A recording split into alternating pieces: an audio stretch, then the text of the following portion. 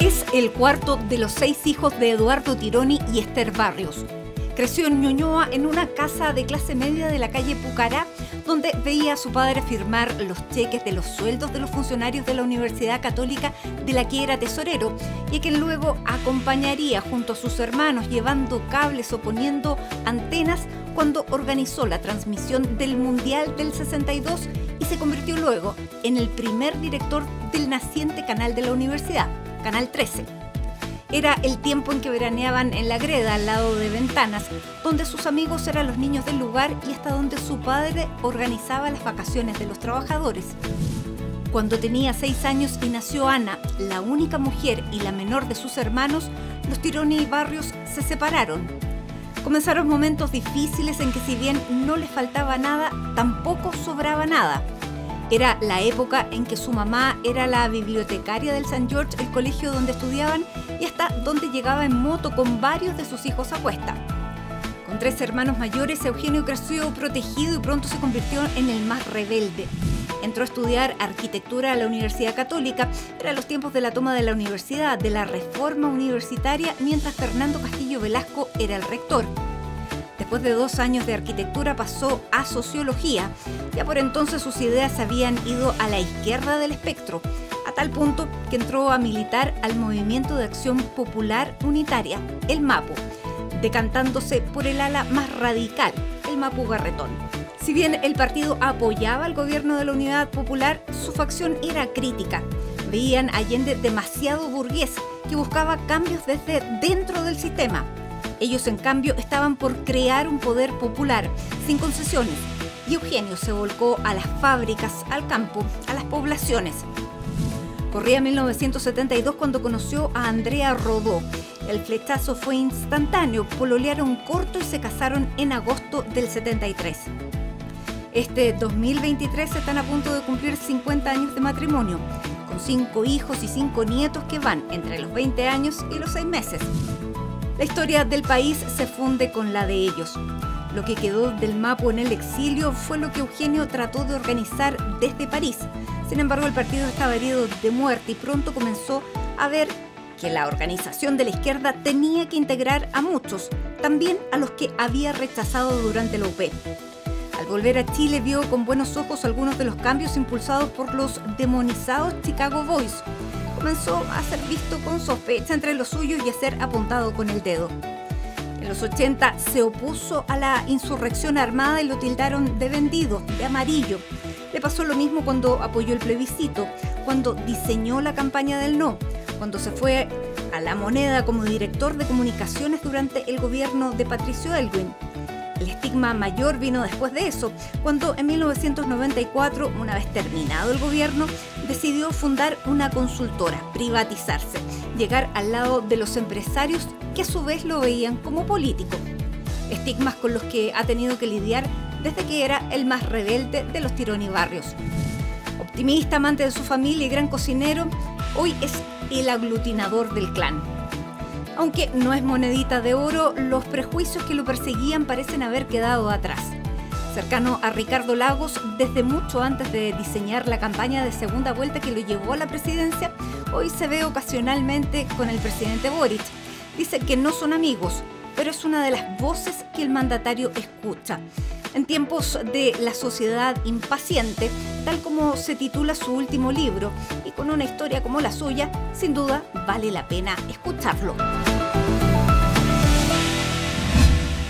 Eugenio, muchísimas gracias por recibirnos en tu casa, en tu lugar de trabajo y con el libro fresquito aquí en la mano. Sociedad impaciente, vamos a hablar un poco de esa impaciencia, pero quiero hablar de la tuya. Si hoy tuvieras los 20 años que tenías cuando estabas en el MAPU, ¿dónde estarías hoy? En el gobierno. ¿En qué ala? ¿En qué alma? Tratando de establecer un puente entre las dos almas estaría. Pero hay que estar en una. A partir de una. No hay duda que estaría en el alma más bien de lo que es como el Frente Amplio. En esa alma estaría. Esa es la verdad. más rebelde, como Sí. Convergencia, pensando en el Mapu de ese entonces. Sí, más bien claro, en la idea de que no basta con estar en la moneda, hay que tener organizaciones sociales, hay que tener movimientos culturales, hay que pensar en un proyecto, hay que formar personas militantes que empujen. En robustecer la sociedad civil, estaría claro, más bien en esa línea, más Ya, que en el Parlamento, más que maquineando desde el poder. ya. Con las mismas posiciones críticas a veces que tiene el partido del presidente con las decisiones del gobierno. Es que es bien hipotético la situación. Yo creo que no,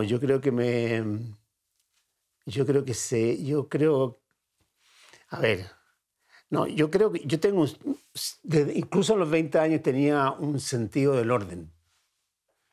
Y ese sentido del orden probablemente viene de la pulverización de mi propia familia, que me obligó a mí a hacerme cargo de mi propio orden, de construir mi propia disciplina, de construir mi propio sentido de autoridad. Por lo tanto, eso es algo que he respetado, he buscado y he respetado siempre. Y por lo tanto, a la figura del presidente de la República yo la habría defendido más, incluso aún mostrando clemencia frente a sus errores, incluso aceptando sus equivocaciones. Pero en esa época ustedes fueron bien duros. Por ejemplo, cuando Allende quería negociar, ustedes se oponían a las negociaciones. De las cosas que me arrepiento muy profundamente, yo creo que Allende estaba en lo cierto. Allende se le debió haber dejado espacio para negociar y Allende debió haber sido también más decidido para negociar. En ese sentido yo rescato lo que está haciendo Boric. Tiene una otra personalidad. Sí, yo creo que ha sido, digamos, ha logrado hacer lo que Allende no pudo, digamos. Pero sí, yo fui crítico en esa época. ¿Y qué le dirías tú hoy, Eugenio, a ese Eugenio? De que el maximalismo lleva al desastre, que lleva ya sea al golpe 73 o ahora como llevó a la convención a que fuera rechazada su propuesta. O sea, el maximalismo es muy romántico, satisface mucho el ego en el momento en que uno lo está viviendo, pero conduce a desastres colectivos muy, muy grandes. Ustedes lo pagaron muy caro. Sí. Con muertes de cercanos, con desaparecidos, con un sistema democrático que se vino al suelo. Por lo tanto, me imagino que esa experiencia, que es intraspasable, algo se puede traer después de haberlo vivido tan intensamente al escenario de ahora. Sí. Sí, a nosotros, digo a lo que me pasó a mí, o sea, yo, digamos, pagué un costo muy menor respecto a lo que pagó tanta otra gente con el golpe del 73. Pero el shock para mí fue que el mundo que yo creía estable y que tenía valores que no se iban a vulnerar, que tenían que ver con las libertades, los derechos humanos, el vivir en tu propia patria, de pronto se desvanecieron, se destruyeron. Y más uno encontraba personas que lo justificaban, personas cercanas a mí que lo justificaban. O sea, esta noción de que un mundo se vino abajo, es, yo creo, algo parecido a lo que están viviendo hoy día las generaciones en el poder, la nueva generación en el poder. Que la idea de que habían llegado a sustituir el orden establecido, hoy día es modificada por la noción de que tienen que sostener el orden establecido. Venían a limpiar el Estado de sus rasgos neoliberales y hoy día tienen que ponerle elástico y scotch al Estado para mantenerlo parado en su función más esencial, que es el orden público, el defender a la familia y a la población de la delincuencia. Entonces, yo veo en ello, quizás no tan dramáticamente como nosotros, que fue un golpe de Estado, ¿no? Con un presidente Allende muerto en la moneda, o sea, confusilado y desaparecido desde las primeras horas. Pero ellos también están viviendo como un mundo que se desploma, ¿ah? Como digo, con menor intensidad, pero es una experiencia parecida. Bueno, se necesita realismo para asumirlo. El presidente lo ha hecho rápido, pero no toda su coalición. ¿Qué es lo que puede hacer el presidente? ¿Decantarse por algún sector? ¿Tratar de seguir aglutinando? Yo creo que tiene que tratar de seguir aglutinando. Tiene que tratar de seguir aglutinando. Y tiene que... yo concuerdo que este presidente, Boric, ha sido notable en su capacidad en su sensibilidad, en su empatía, en su capacidad en su porosidad, en su capacidad de escuchar y de seguir los signos de los tiempos. Y en tomar las medidas pertinentes, o sea, que vienen desde muy temprano. O sea, cuando él elige a Marcel como ministro de Hacienda, da una señal enorme, o cuando incorporó un Carlos Montes al Ministerio de Vivienda, y luego su reacción después del 4 de septiembre, que ahí era un momento delicado porque muchos líderes prefieren la inmolación y el martirio, que le asegura un lugar en la historia, a la transacción y a la negociación y a las concesiones. Que fue Lleva 6 meses de gobierno. Lleva 6 meses de gobierno, efectivamente. Por lo tanto, podía haberse ahorrado, digamos, todo este periodo tan duro. Pero bueno, pero yo creo que sería muy grave, muy delicado para el país que las coaliciones de gobierno se fragmenten. Eso es siempre un mal pronóstico, creo yo. Yo prefiero que se avance un poco más lento en cualquier dirección, ya sea hacia la derecha o hacia la izquierda, pero que mantenga sus fuerzas de apoyo más o menos unidas. No digo que uniformemente unidas, pero al más o menos unidas. O sea, que los dueños de la casa o los que llegaron primero tengan que convivir con estos invitados que pasaron a relegarlo a la cocina y están ahí. Y que los invitados respeten que habían otros antes y que por lo tanto tienen que aceptar ciertas costumbres, ciertas reglas de la casa. Están pagando costos. Y obviamente quizás van a tener que pagar tienen que pagar un cierto costo y que ahí se vayan acomodando, digamos, y después se distribuyan las piezas en forma más equitativa y las labores domésticas en forma también más equitativa. Bueno, ha pasado un año, es muy poco, sí, pero yo diría que para la gobernabilidad del país, o sea, para que tengamos orden público, para que podamos encarar desafíos tan grandes como es la delincuencia o la migración o la crisis económica, contar con un gobierno que dispone de una coalición o de dos coaliciones, de un apoyo político relevante, importante, yo creo que es fundamental.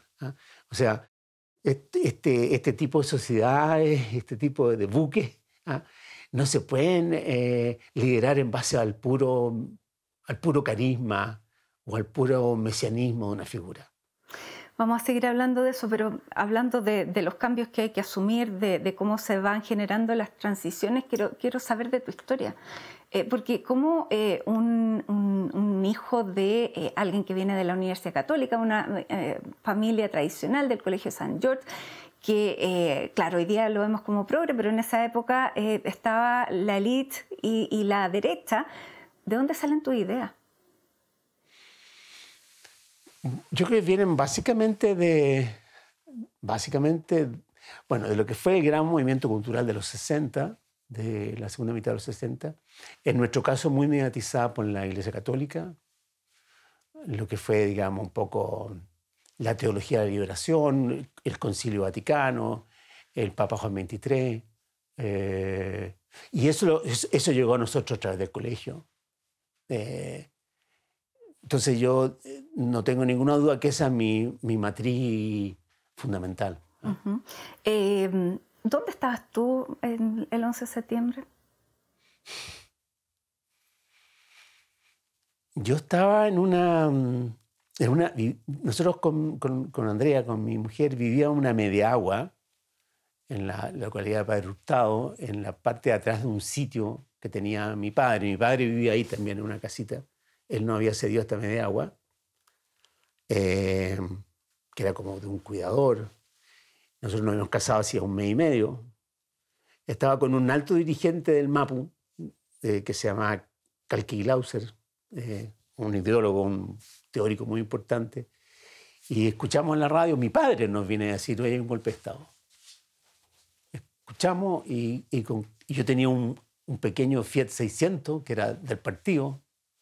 Y en ese Fiat 600 nos fuimos al centro, nos separamos con mi mujer y yo me fui al centro, a la sede del MAPU, a dejar a Kalki, y yo me fui al Regional Sur, ahí al comienzo de la avenida donde teníamos nuestra sede. Tú en esa época, tenías 22 años, eras interventor en una fábrica, ¿o no? ¿Había sido? No. ¿Eso ya había sido? Sí, no, nunca fui interventor de una fábrica, no. Los interventores en general lo pasaron súper mal, porque hubo una suerte de rencor y venganza contra ellos por parte de los viejos propietarios. No, yo no fui interventor. Ya, llegaste a la sede del partido. Yo llegué a la sede del partido, efectivamente, y de ahí me quedé como unos 4 o 5 días tratando de organizar, de saber, de cuidar a la gente que está siendo perseguida. Pero en ese momento ya había muchos muertos. Sí, pero uno no sabía. Estaba el rumor de que venía General Prats avanzando desde el sur. Nos costó mucho aceptar lo que parecía imposible. Esa es una cuestión que algunos como historiadores lo han subrayado y que a mí me hace mucho sentido. Cuando viene un cataclismo de esta envergadura, uno lo niega, uno lo minimiza, uno dice, no, es que no puede ser. Esta cuestión va a pasar. Algo va a ocurrir, no puede ser. No puede ser lo que está ocurriendo. Entonces, nosotros creemos todos que esto iba a ser transitorio, muy corto, que iba a entrar Frei, que se iba a buscar un arreglo, una solución a la chilena, que como se han encontrado siempre en la historia de Chile. Que podía ser un tanquetazo más, un tacnazo más, pero no podía ir más lejos. ¿Cuándo ya te diste cuenta que eso no iba a pasar? Yo me di cuenta en forma, yo encuentro respecto a otros relativamente temprano, pero eso relativamente temprano serían a los 3 meses, 4 meses. Yo tengo la estimación de que hay gran parte de la izquierda chilena que no lo vino a aceptar hasta muchos años después. Muchos años después. Creyó que esto se podía revertir, que podíamos hacer de todo esto como un poco foja cero. Y no, yo como a partir de los 3 meses como que iniciamos con un grupo una reflexión de decir, ¿saben qué más? Esta cuestión, seamos serios. Esto llegó para quedarse y esto tenía raíces que venían de antes que eran más profundas. ¿Tú no estabas dentro de los perseguidos? ¿No te dio susto? O sea, viví siempre con susto por mí, por mi mujer. Mi mujer también estaba muy metida. O sea, el susto Ella era estaba algo. en el MIR, ¿no? Sí, o sea, de los grupos periféricos del MIR. Ya, ¿no tenían miedo? No, mucho. ¿Y cuándo decidieron irse?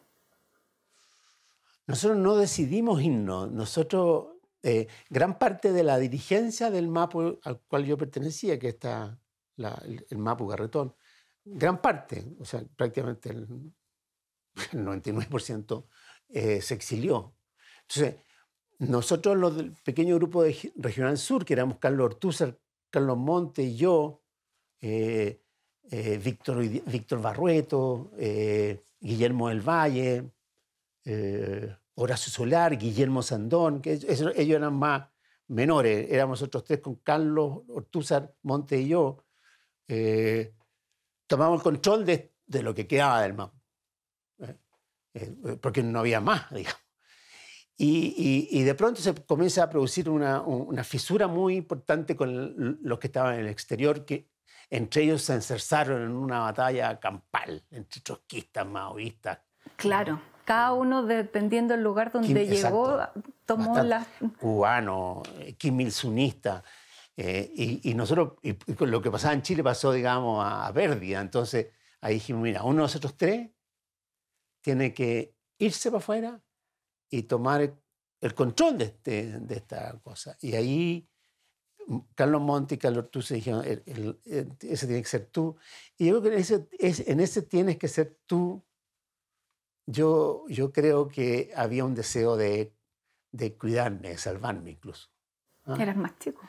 Era el más chico, estaba casado, tenía ya un hijo, Manuel, y yo creo que yo en ese momento no me di cuenta en mi mujer estaba muy complicada en el tema de seguridad, y yo creo que en gran parte esto fue Carlos Monti y Carlos Ortúzar. Carlos Ortúzar murió. Un accidente. Un accidente unos 5 años, no menos, 3 años después, un accidente producto de su entrega a la causa, digamos. O sea, yo en ese sentido quizás le debo bastante de mi vida a Carlos Ortúzar. Vamos a hacer una pausa. ¿Vale? Ya, y seguimos conversando al regreso de la pausa bueno, te fue mal ahí en esa tarea, pero vamos a seguir conversando, hacemos un corte y ya estamos de regreso.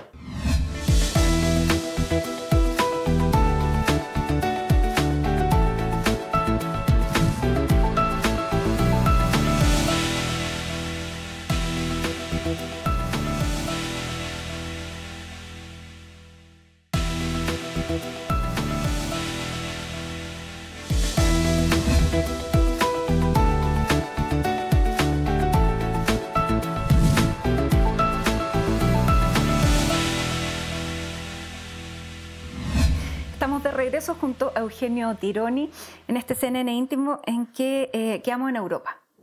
Te fuiste a organizar a los mapos desordenados que estaban esparcidos en el exilio y te fue más o menos mal. El partido ya estaba herido de muerte. Sí, estaba herido de muerte. Me fue bien en el sentido que logré reagruparlo y logré refocalizarlo en Chile. Ya. Eso, hasta ahí bien. Check. Y a partir de eso yo emprendí el plan de regresar a Chile, como lo tenía previsto, para respaldar a Carlos y a los dos Carlos, a Monte y Ortúzar. En ese sentido me fue bien, pero llegué ya con la idea de que digamos, la vigencia del mapa había caducado. ¿Ah?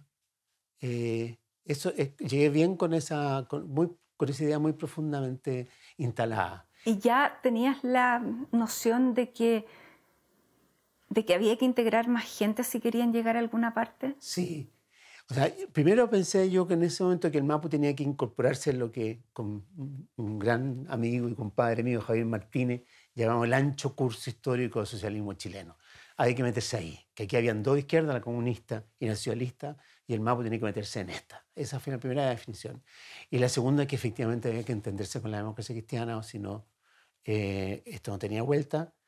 Y que había que aceptar de que no era posible volver al Chile pre-73, sino que el mundo había cambiado, Chile había cambiado y había que emprender cambio a partir de lo que había.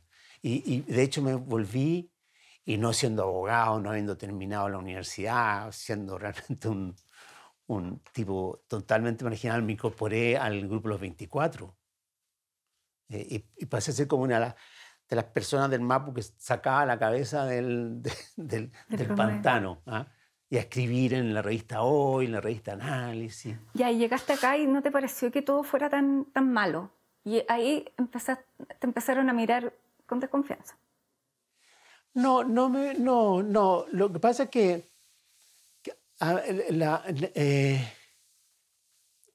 había un grupo, en ese momento comenzó, esto era a fines de los 70, comenzó a cundir la idea de que incluso quizás cundió más la idea entre aquellos que pensaban que esto iba a ser corto y al entender que iba a ser largo, llegaron a la conclusión que había que emprender la lucha armada.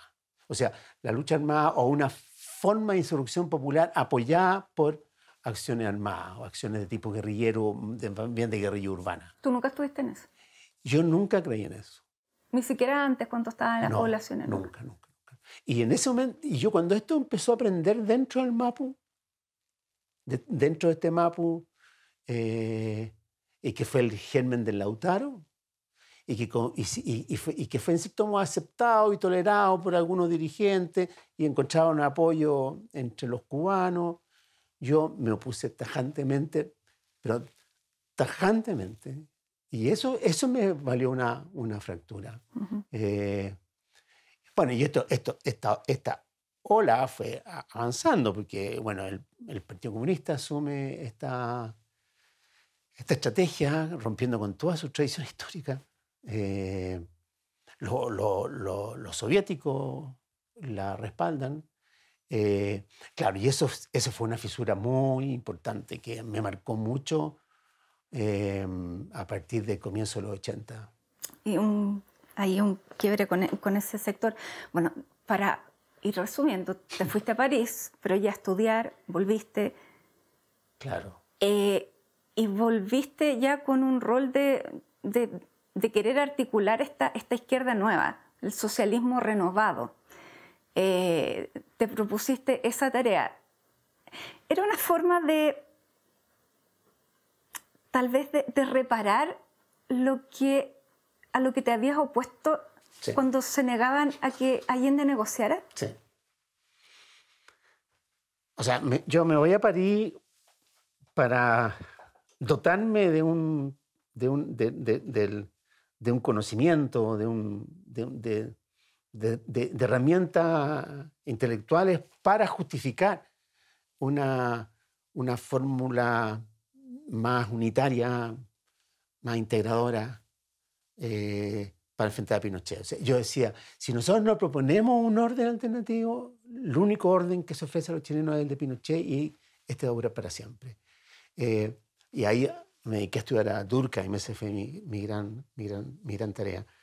Pero espérate, tú me decías que si acaso... Era reparador, una forma de reparar. Yo sentía que yo estaba reparando mi deuda con Allende, ¿sí? Mi deuda con Allende, de que yo no entendí lo que él quería, y yo ayudé, aunque fuera tan modestamente, a boicotear lo que él buscaba, que era entendimiento con la democracia cristiana.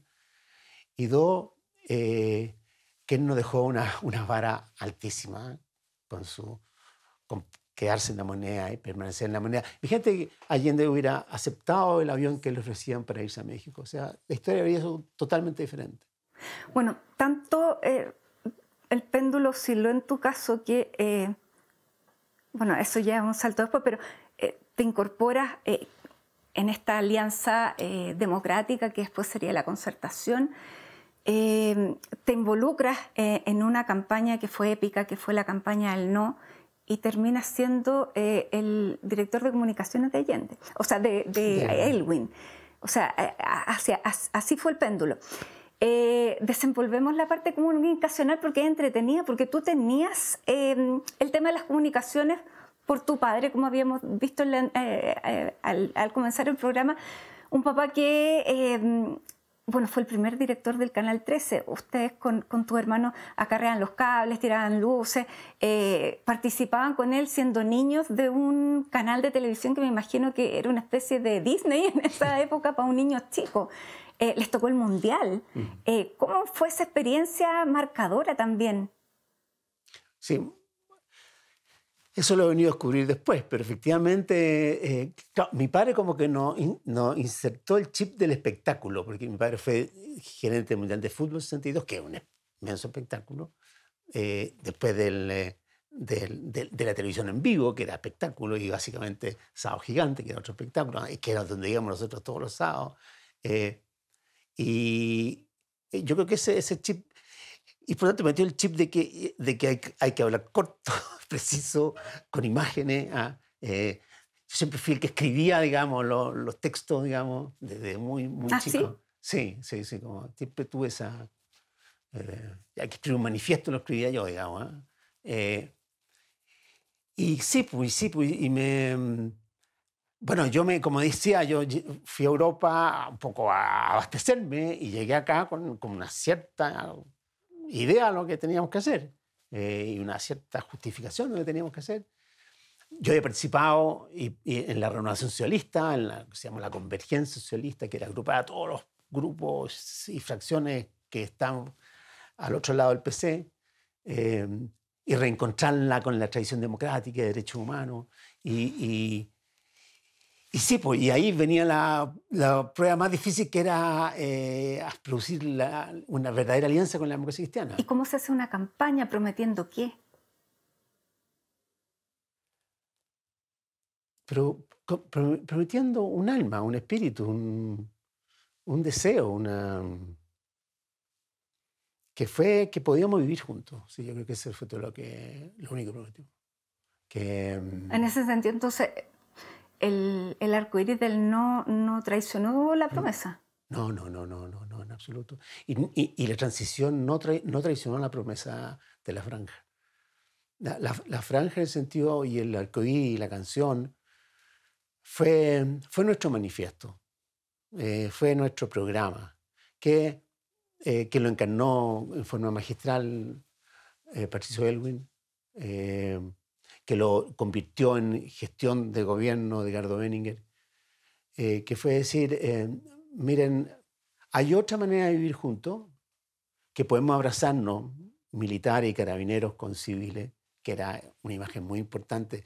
Yo creo que nunca ha habido una franja que haya más abrazos que la franja del No. Si tú miras la cuestión emblemática, aquí eran los abrazos. La franja tuvo mucho de religioso, encarnó mucho lo que había sido el rol de la iglesia y el mensaje de la iglesia. A mí me influyó mucho, me golpeó mucho el llamado de Juan Pablo cuando vino a Chile. Este grito de decirnos, miren, la esperanza está viva, no está muerta, y la posibilidad de vivir juntos está viva, no está muerta. Si uno también observara la franja hoy día y la decodifica, va a encontrar mucho señas de vínculos con lo que es ese mensaje y ese estilo y esa estética. Bueno, y como decía, entonces, cuando llegaba la hora de hacer promesas concretas, de medida económica, todo para el lado, no, ese aquí es un espíritu. Tú participaste, ayudaste más bien a los Larraín a hacer la película del No. Porque claramente fue una épica que inundó mucho y que marcó un antes y un después. ¿Qué tenía la franja que generó esa mística? Que yo creo que logró sintetizar y encarnar el espíritu que había en gran parte de la población. Un espíritu que estaba reprimido. Como vino a ayudarnos un psicoanalista americano que se llamaba Joe Glick. Y él interpretaba los focus groups que nosotros habíamos realizado, por primera vez yo creo en Chile, y su conclusión es, este es un pueblo castrado. Este es un pueblo totalmente dominado por el miedo. Si no lo sacan de esta situación, olvídense. Y para sacarlo de esta situación, no hay que plantearle una gran tarea, un gran objetivo, sino que hay que acogerlo, hay que darle cariño, hay que hacer que sientan confianza en sí mismos. Y la franja, entonces, los primeros días produjo puro desconcierto, produjo mucha crítica, además de parte de los partidos. Hubo intentos de dar un golpe de Estado a la franja para que fuera más parecida a la del sí. Y de pronto comenzó a darse que en las familias, en el metro, en las regiones, la gente se comenzó a ver que este era un espejo de lo que quería, lo que aspiraba. Y ese fue el momento en que esta cuestión prendió. O sea, esto prendió porque remeció algo que está muy reprimido. La vida a veces es redonda. ¿Qué te pasa cuando Jaime de Aguirre asume ahora el Ministerio de la Cultura, que tiene el encargo de la conmemoración de los 50 años? Es increíble, increíble. Efectivamente, es increíble porque ese gospel, como la llama Jaime, esa canción fue clave, fue clave. Y hoy día también estamos con miedo. Sí, estamos totalmente dominados por el miedo. ¿Puede salir algo bueno de eso? No, el miedo no sale nunca nada bueno en realidad. O sea, si uno no supera el miedo, si no lo vence... El miedo paraliza. Paraliza y saca lo peor de nosotros, saca el odio, saca la estigmatización, saca la ceguera. Ahora tenemos hoy día un miedo más difuso, que hoy día el miedo a la delincuencia, los inmigrantes, los extranjeros, los extraños. Yo no le pediría tanto a Jaime Aguirre como eso, pero sí que ayude que esta conmemoración de los 50 años sea un momento de encuentro, un momento de reflexión, un momento en que cada familia reflexione íntimamente cómo esto la marcó, y esto se lo traspasen a sus hijos, a sus nietos, y adquieran como un cierto compromiso consigo mismo de hacer todo lo que esté en sus manos para evitarlo de nuevo. Ganó el no. Llegaste a La Moneda con Patricio Aylwin, que te pide que te vayas a hacer cargo de las comunicaciones. En ese momento era la DINACO, que tenía, claro, esa sigla que no era positiva. Entonces pasó a llamarse, en ese momento, la SECOM, Secretaría de Comunicaciones. Sí, Secretaría de Comunicación y Cultura. Nombre que se lo pusimos con Jaime Aguirre. Ah, mira. Ya. O sea, fui donde Jaime, le dije, Jaime, ¿qué pensáis? ¿Me meto en esto? Ya, métete. ¿Y cómo le podemos llamar a esta cuestión? Y ahí surgió el nombre. SECOM, ya. Partiste en la SECOM y había que comunicar toda una historia distinta. Había que darle un relato a una cosa que no sabíamos hacia dónde iba. ¿Cuáles fueron los hitos de ese gobierno que te tocó comunicacionalmente contar? A ver, yo creo que un hito yo creo que allí tuvo, a ver, un hito fundamental que fue el primero. Fue el entierro oficial del presidente Allende.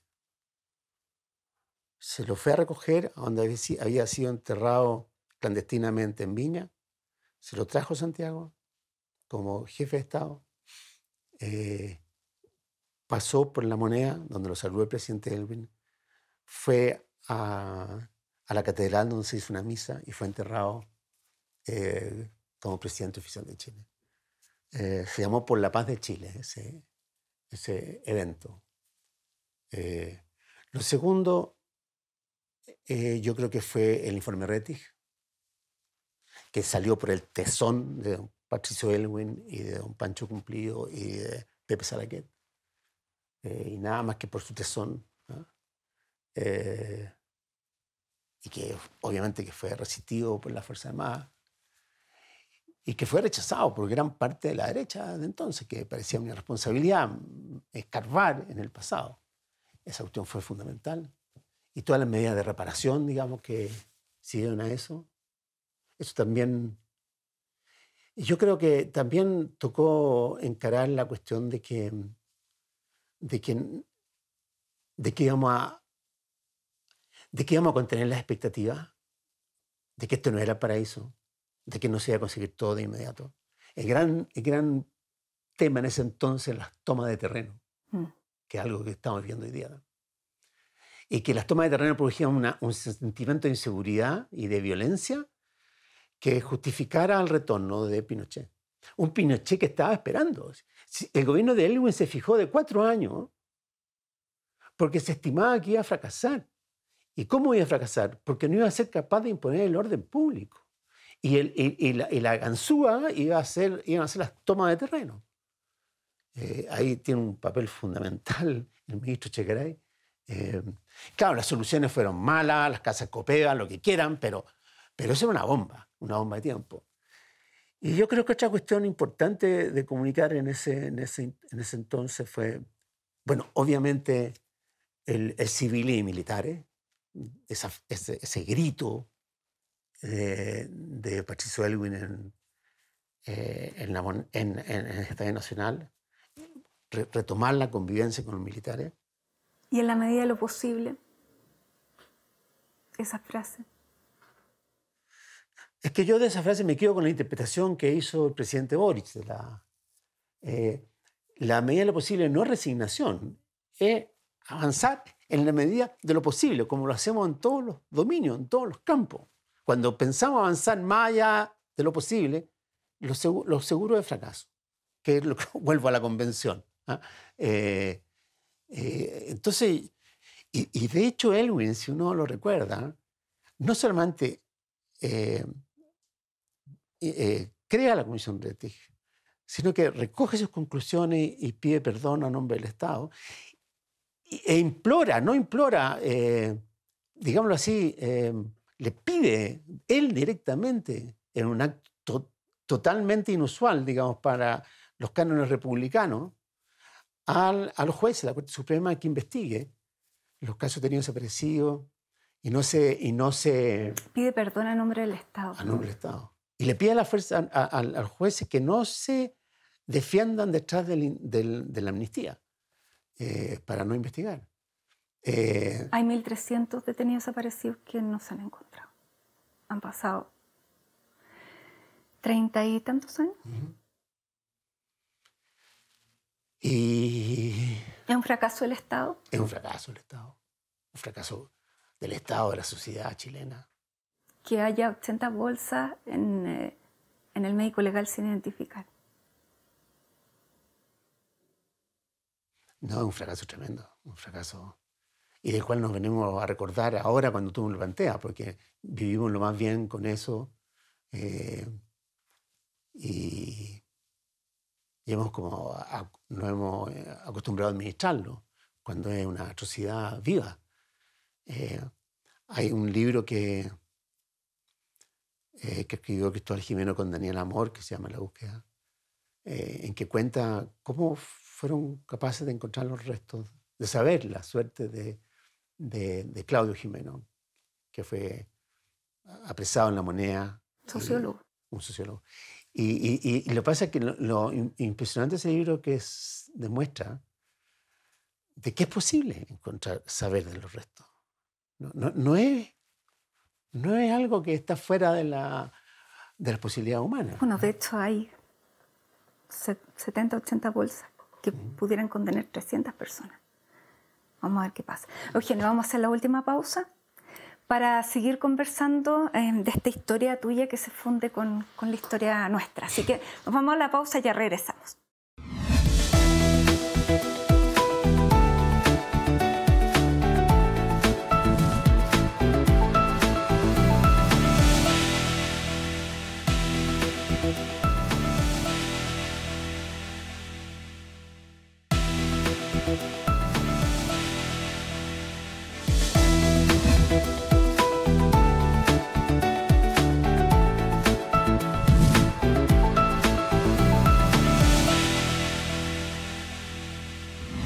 Estamos de regreso junto a Eugenio Tironi en el último segmento. Nos quedan hartos temas, Eugenio. Bueno, hay que elegir. Salimos del gobierno de Aylwin, nos fuimos, 1994. Decides formar una empresa de consultoría y comunicaciones. Y tú dices que por muchos años tuviste que lidiar con el estigma del lobista y en el empresariado, de este político que llegaba a ser empresario. ¿Por qué quisiste hacer ese cambio, ese traspaso al mundo privado? ¿Qué querías hacer y cómo has lidiado con ese estigma? A ver, ¿qué quería hacer?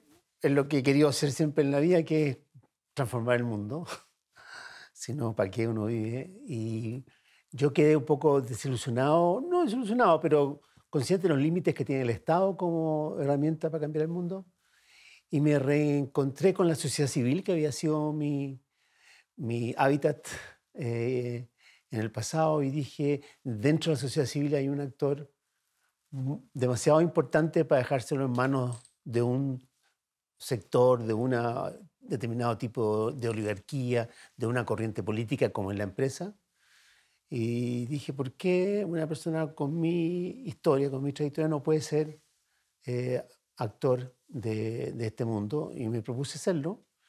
Efectivamente fui visto como un bicho raro por el mundo empresarial, pero necesitaba también de mis competencias, que tienen que ver un poco con las comunicaciones, con la política, con la diplomacia, con los entendimientos y la comprensión de lo que pasa en la sociedad. Y claro, me tuve que asumir la incomprensión del mundo de la izquierda que equivocadamente yo, o sea, yo diría que realmente que muy, muy fatalmente cree todavía, pero cada vez menos, de que el mundo de la empresa es de la derecha. Y con lo cual, en cierto modo, se amputa una capacidad de acción extraordinariamente valiosa. ¿Qué has podido hacer distinto como empresario?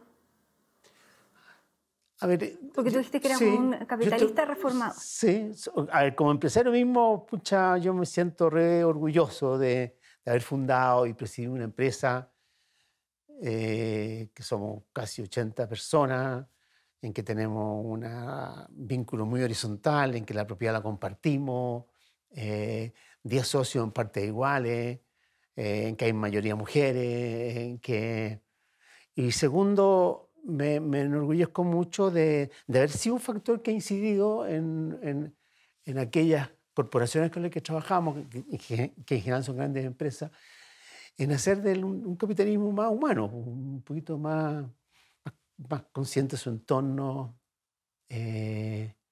más preocupado de la transparencia de sus prácticas. Obviamente no digo que esa tarea esté culminada, ni mucho menos, pero queremos haber contribuido con un granito de arena en esa dirección. Ya van a ser casi 30 años. 30 años van a ser. Sí. Y te ha ido muy bien.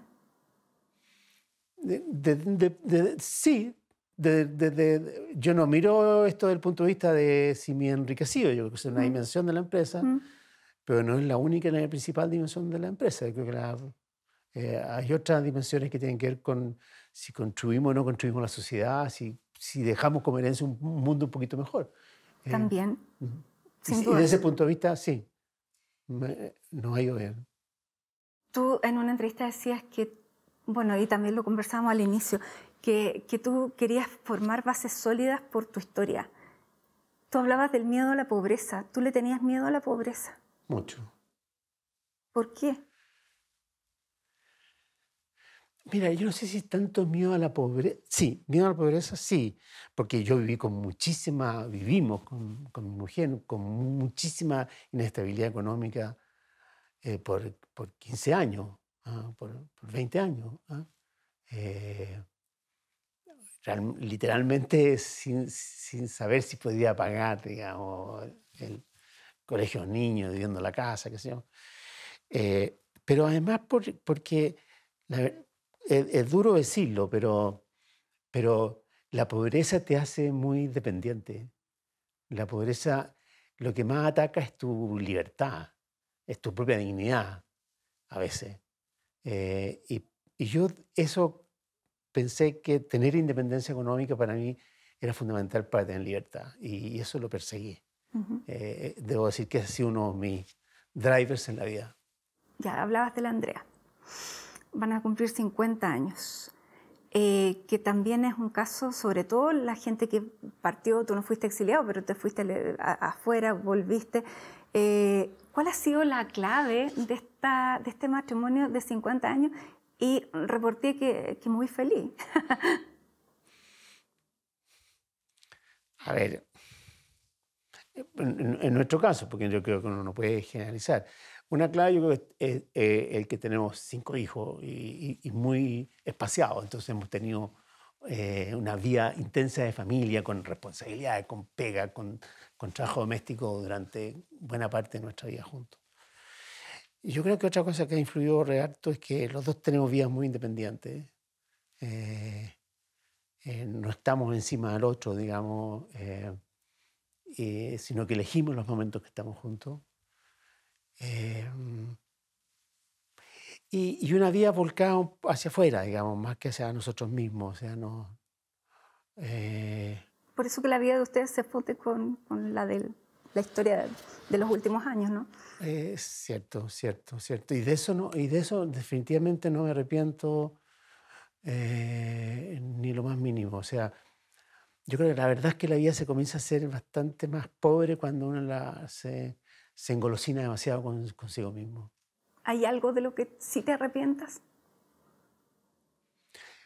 Bueno, todos guardamos yo creo que ese arrepentimiento de no haber destinado no más, sino que un mejor tiempo a los hijos y a mi hija. Un tema que conversamos permanentemente con Andrea. Mira, yo no siento tener una deuda con ellos, yo personalmente. Yo sé que siempre los padres sentimos tener una cierta deuda, pero si pudiera empezar de nuevo, le destinaría más y mejor tiempo de lo que le dediqué. Que eso está en todo. Sí. Eugenio Tironi, se nos acabó el tiempo. Muchísimas gracias por habernos dado este espacio de conversación, de recuerdo y de proyección. Así que gracias por habernos recibido aquí en tu casa. No, muchas gracias a ti, Matilde, por tu empatía y por haberme sometido a este ejercicio. Y a ustedes también, gracias por habernos acompañado en esta edición de CNN Íntimo. Siempre los dejamos invitados para que nos acompañen dentro de 7 días más. Hasta entonces.